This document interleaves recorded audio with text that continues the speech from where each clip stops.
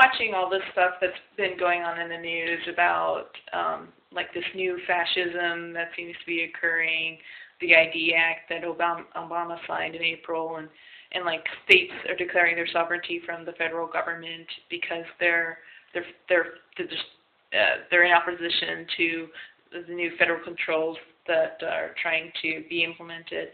And then I watched some other stuff on YouTube talking about a Great Depression, and it's all kind of fascinating and kind of frightening. And what I also think, though, is that it's change. That I think this is a much needed change.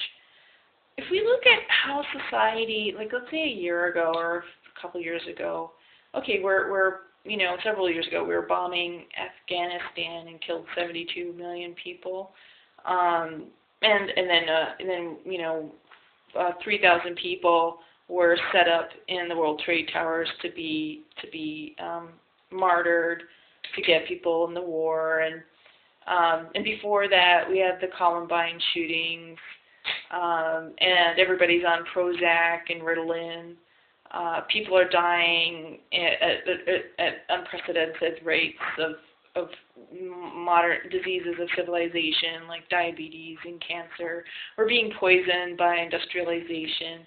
Our children are obese because they're eating junk foods and watching TV too much, playing video games on the computer too much.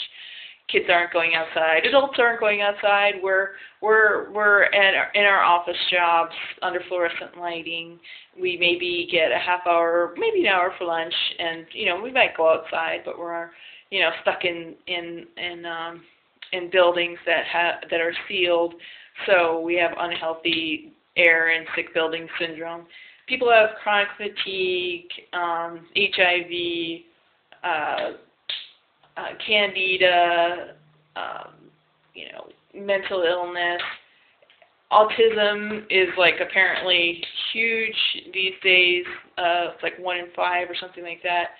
And this is unprecedented. And I have friends who try to tell me, oh, autism isn't a new thing and it's always gone on. I don't know. I think things could change. Things could change, and change often is really painful. However, even people I don't like, they have everybody has a remarkable quality. Everybody has something to offer. Even ex-convicts, even evil CEOs. Everybody has a strength, and nature requires diversity. So I think we need to see the light at the end of the tunnel, And I'm acknowledging that this change is painful, and it's frightening, and there might be some who don't make it, or maybe there's some people who will fall through the cracks. Maybe some people will become homeless. Maybe they'll be living in an underpass for a time. However, I've read books by former homeless people who did something similar, and they did, took some time. I mean, Eckhart Tolle, who's this huge best-selling author and lecturer about meditation. He used to be a homeless person for 2 years. He lived on a park bench. The author of the Harry Potter thing, she was on welfare for years while she was writing the Harry Potter books. So, I think Americans are frightened of a change, a different way of living. We're programmed by our TV that you have to have a ticky-tacky house and a ticky-tacky life with your ticky-tacky family and your ticky-tacky neighborhood, and you have your ticky-tacky accessories, your car and your iPod and everything. And how this country was built was these frontiermen, these pioneers, and they were homeless. I mean, they were just sleeping under trees and out in the plains and invading Indian territory. So I think that this change is good. I think it's a much needed change.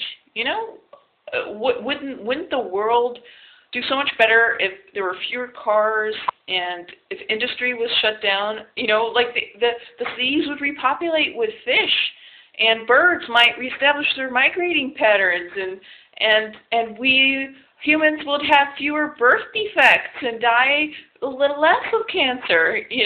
So I think things are going to be different, and it's all a matter of how you look at it. We might lose some weight, which is what we want. We might lose it being stressed out.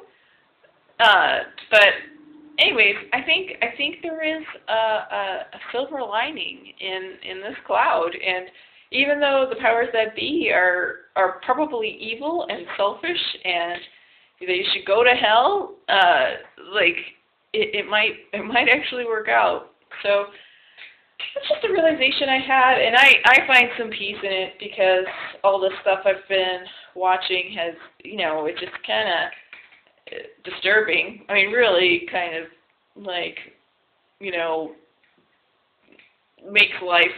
it can make life look like, if life's already an ordeal, and then Nazi Germany is going to manifest in one's lifetime, like in the next year or something, it just makes life seem a little even worse.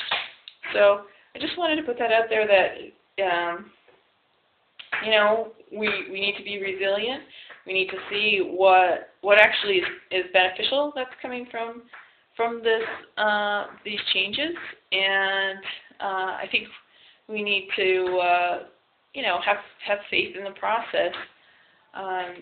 Because if we look at history, there's often this cycle up and down, of a country trying to pull one over on its citizens, or a country trying to take over another country. So it's just human nature, and we need to be informed enough and resilient enough, and to make things work out for the best, and I think for the best of all. An error I feel in some of the more survivalist radical things is, they say buy gold and guns and seeds and hoard your stuff. I mean, they don't necessarily say hoard, but it's the implication. And I think if we're going to have a really good society, I think we need to have everybody's interests at heart, rather than just